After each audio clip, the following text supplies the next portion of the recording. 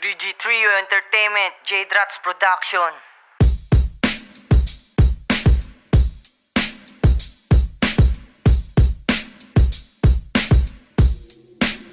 Ano kung mag-inom? Ano kung mag-inom? Ano kung manigay? Ano kung manigay? Nagsasaya lang po. Nagsasaya lang. Kaya wala kayong pake. Kaya wala kayong pake. Sana naman. Sana naman. Ito ay intindihin. Oo, intindihin nyo na lang. Mga kabataan lang po kami. Yeah.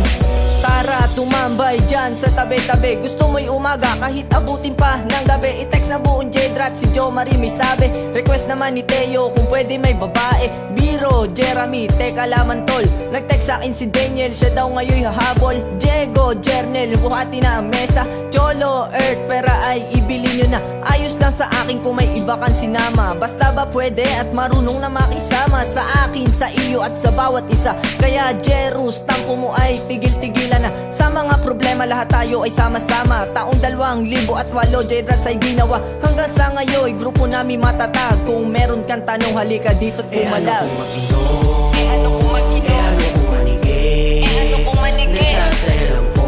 Nagsasaya lang. Kaya wala kayong pake. Kaya wala kayong pake. Sana naman. Sana naman. Ito ay intindihin. Oo, intindihin nyo na lang. Mga kabataan lang po kami. Yeah. Sa paglipas ng araw, buwan na taon, nag-iba at nagbago ang makukulit noon. Kami yung mga batang naglalaro sa kalye. Ngayon umiinom na ng alak sa bote. Minsan pa nga'y sa away kami napapasali. Pero kahit ganun kami naman ay mabubuti na bata. Binata, Dalaga ayos lang sa amin na ikaw ay bumarkada. Hindi rin maiwasan gumawa ng kalokohan. At maya maya meron na dyan nagsusuntukan. Tapos may bigla na lamang dyan magsasaya. Pustahan, meron na namang napagtripan. Kung sino man iyan, wala akong pakialam. Dyan ka masaya, ipagpatuloy mo na lang. Kung katarantaduhan ay itigil mo yan. At ang kanta kong ito 6, pakinggan na lang. Ano kung mag-inom? Ano kung mag-inom? Ano kung manigay? Ano kung manigay? Nagsasaya lang po. Nagsasaya lang. Kaya wala kayong pake. Kaya wala kayong pake. Sana naman. Sana naman. Ito ay intindihin. Oo, intindihin nyo na lang. Mga kabataan lang po kami.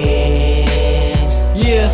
Sa kalungkutan at pasakit mayroon na gumabay. Si Tita Melody ang siya nagsilbi na inay. Kung ano kailangan namin ay kanyang binibigay. Minsan pa nga'y sa asaran siya ay sumasakay. Sasabihin ko nga pala mga pagkukulang namin. Pasensya nga pala sa mga magulang namin na minsan sila'y sinasagot-sagot lang namin. Tandaan nyo po kayo ay mahal na mahal namin.